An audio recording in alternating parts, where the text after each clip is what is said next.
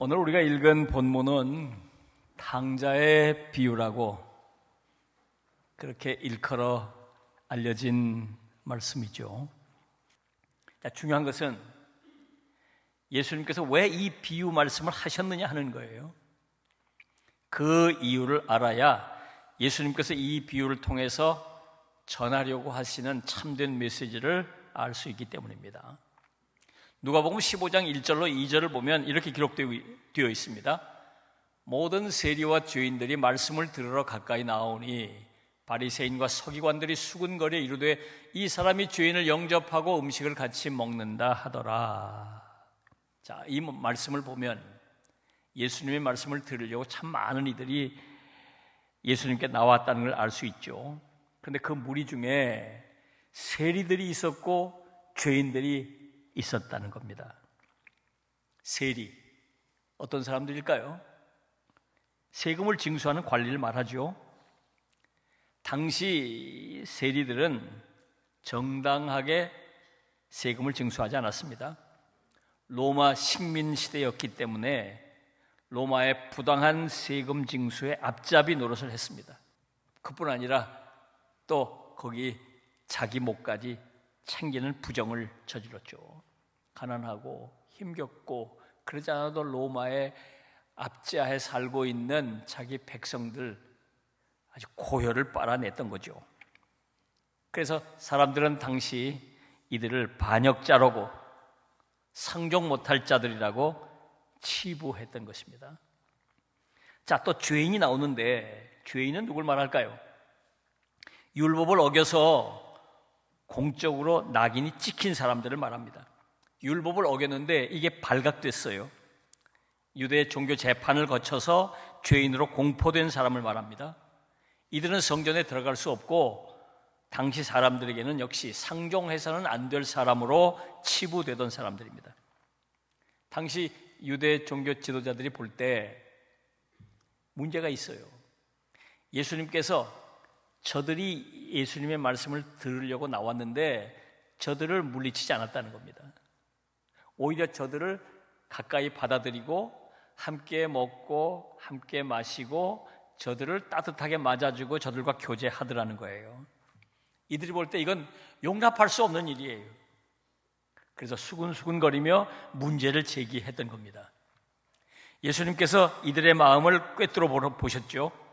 그리고 이들의 잘못을 몇 가지 비유로 지금 말씀하고 계신 거예요. 누가복음 15장에 잃은 양의 비유, 잃은 드라크마의 비유, 잃은 아들을 되찾은 아버지의 비유, 다시 말해서 오늘 본문의 탕자의 비유입니다. 자, 그러면 예수님께서 이 탕자의 비유를 통해서 당시 유대 종교 지도자들에게 하시려고 한 말씀은 뭘까요? 이 말씀은 또 오늘 우리에게 어떤 메시지를 전해주고 있는 걸까요?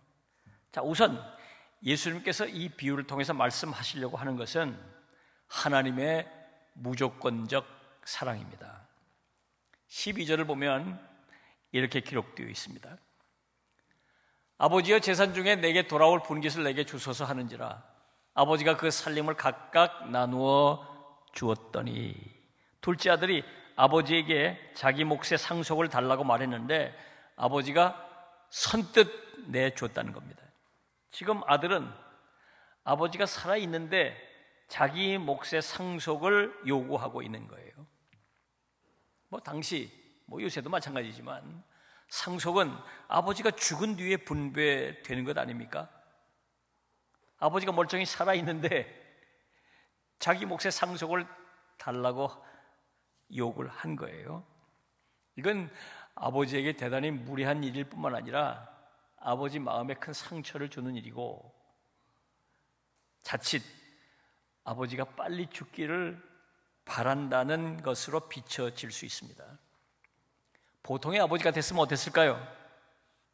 아마 대노했을 거고 상속을 미리 떼어주는 것을 거절했을 겁니다. 떼어준다고 하더라도 어디다 쓰려고 하느냐가 묻고 따졌을 겁니다.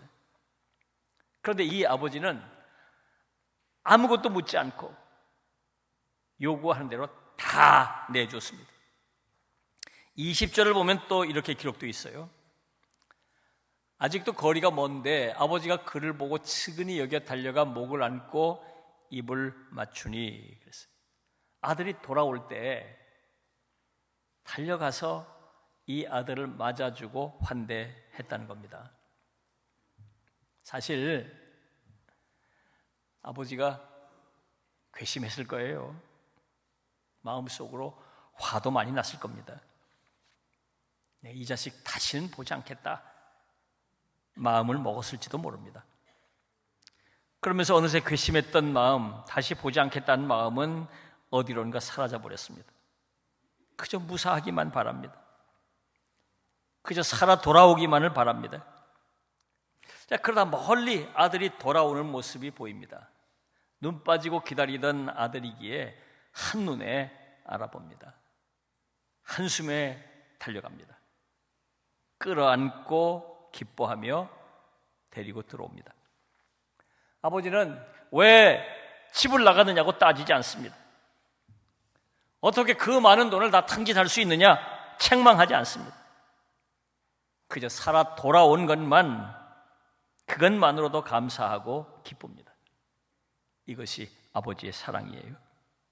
우리는 이 아버지의 사랑을 무조건적 사랑이라고 부릅니다. 아버지는 아들이 돌아올 때 어떤 조건을 내걸지 않았습니다. 아들이 잘못한 것이 무엇인지 지적하거나 책망하지 않았습니다. 아버지의 사랑은 아들이 한 행동이나 태도에 영향을 받지 않았어요. 아들이니까 사랑하는 것입니다. 돌아오니까 맞아주는 것이에요. 예수님께서 이 비유를 통해서 당시 유대 종교 지도자들에게 말씀하시려는 것이 바로 이것입니다. 하나님께서 이들이 정죄하고 비난하는 세리나 죄인들을 무조건적 사랑으로 대하신다는 얘기를 하고 계신 것이에요. 예수님께서 그렇게 지금 이들을 맞아주고 계신 것이죠. 예수님께서는 오늘 이 이야기를 통해서 우리에게도 같은 말씀을 하고 계세요. 하나님은 무조건적으로 우리를 사랑하고 우리를 환대하신다는 겁니다.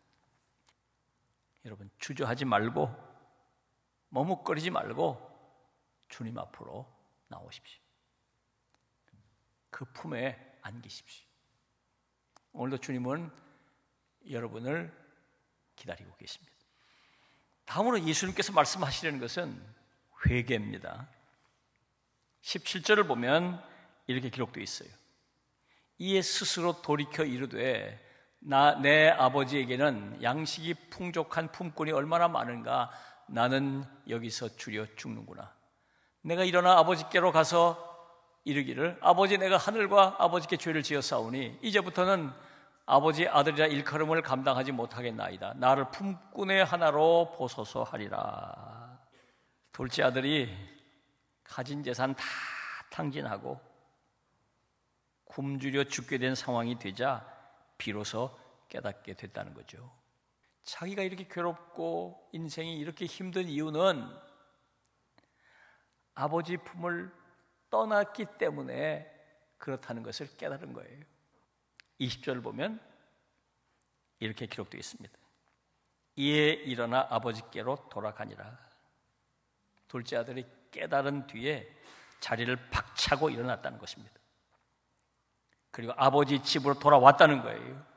아버지 품으로 돌아왔다는 겁니다. 우린 이 아들의 행동을 회개라고 부릅니다. 구약 성경에서 회개라고 번역하는 히브리어 원어는 슈이란 단어예요. 슈. 문자적으로 돌이키다 그런 뜻이에요. 성경적 의미로 죄에서 돌이켜 하나님께로 돌아오는 것을 말하는 것입니다. 바로 이 비유에서 탕자가 자기의 잘못을 깨닫고 돌이켜 아버지께로 나왔지요. 이게 바로 슈 회개입니다. 예수님께서 당시 유대 종교 지도자들에게 이 비유를 통해서 말씀하시려는 것이 바로 이것입니다. 지금 이 세리들, 이 죄인들은 마치 둘째 아들처럼, 이 탕자처럼 자기의 잘못을 깨닫고 지금 아버지께로 돌아왔다는 거예요. 회개했다는 거예요. 탕자였지만 이제 하나님께서 용납하신, 용서받은 하나님의 아들이 됐다는 거예요. 저들이 어떤 상태에 있는지 그 얘기를 지금 하고 있는 것입니다. 여러분, 우리가 하나님께로 온전히 돌아와야 해요. 근데 그 쉬운 일이 아니에요. 내가 하나님께로부터 떠나 있다는 사실을 깨달아야 하는데 우리가 잘 이걸 깨닫기가 쉽지 않아요. 최근 우리 사회에 중년 이후 새로운 형태의 부부관계가 나타나고 있습니다. 바로 졸혼이라는 건데요. 이 말은 졸업과 혼인의 합성어입니다.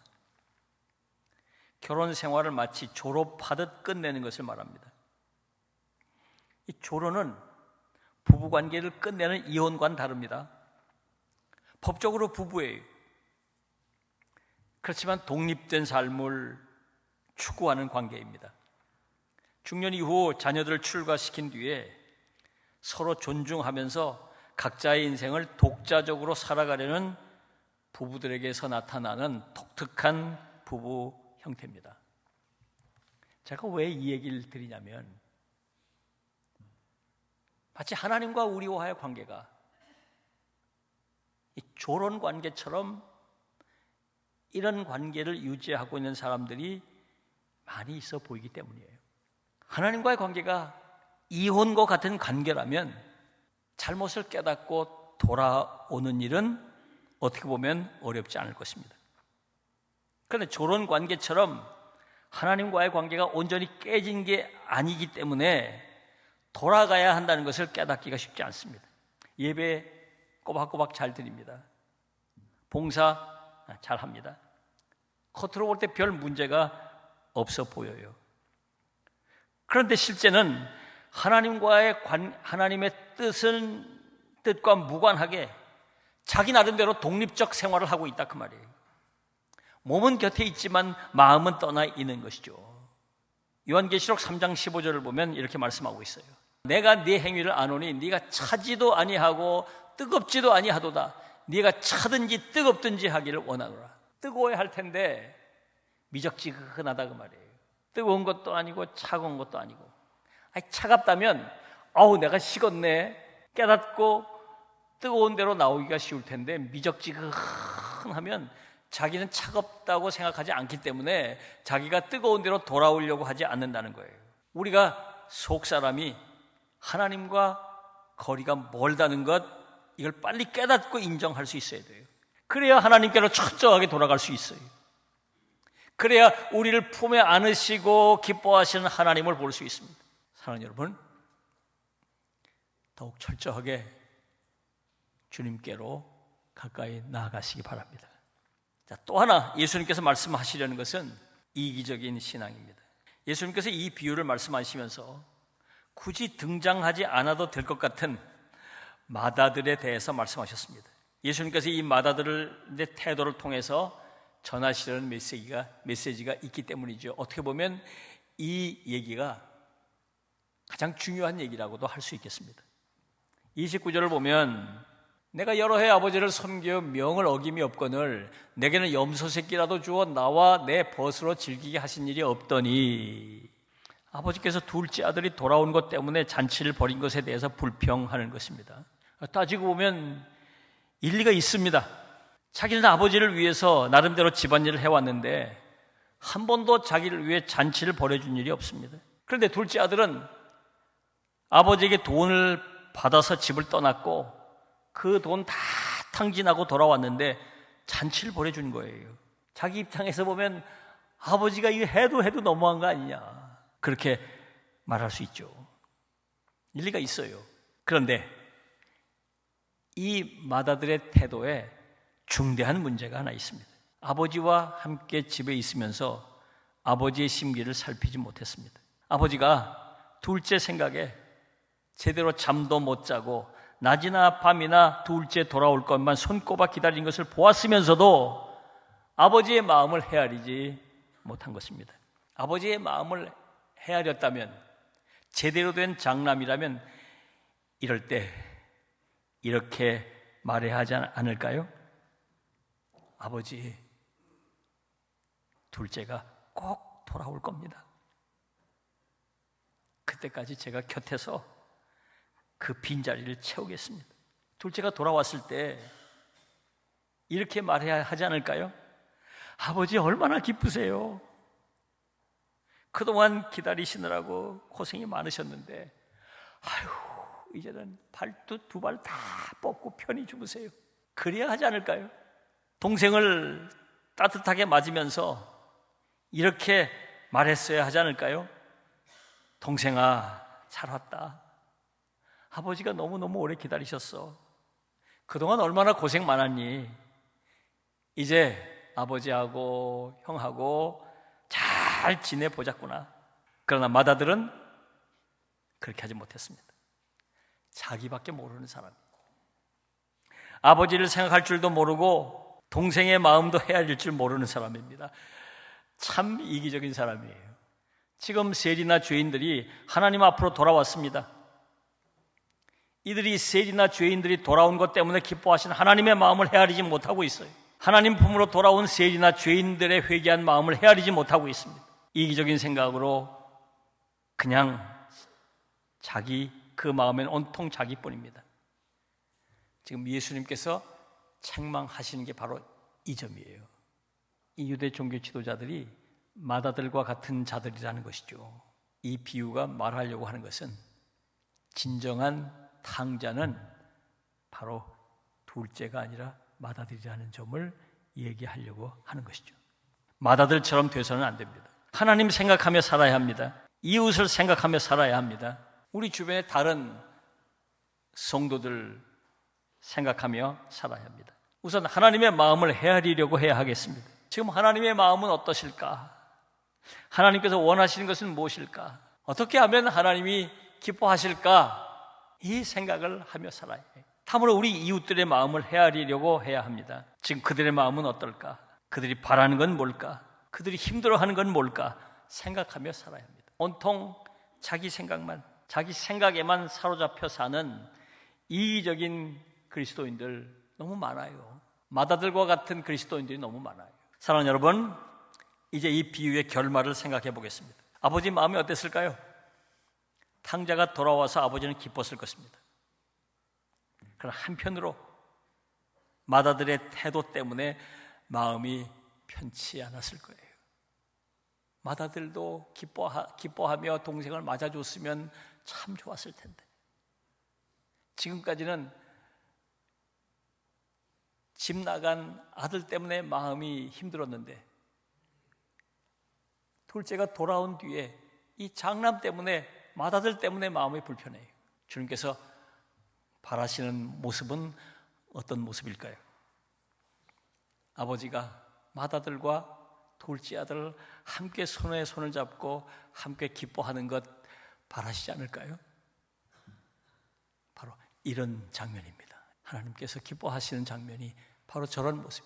집 나간 아들이 깨닫고 돌아오고 또 집에 있던 맏아들이 함께 기뻐하며 저런 장면.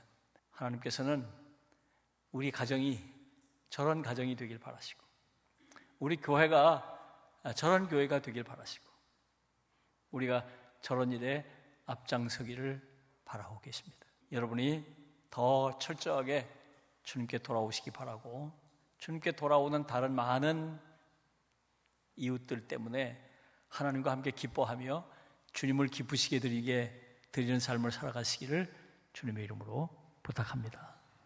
기도하겠습니다.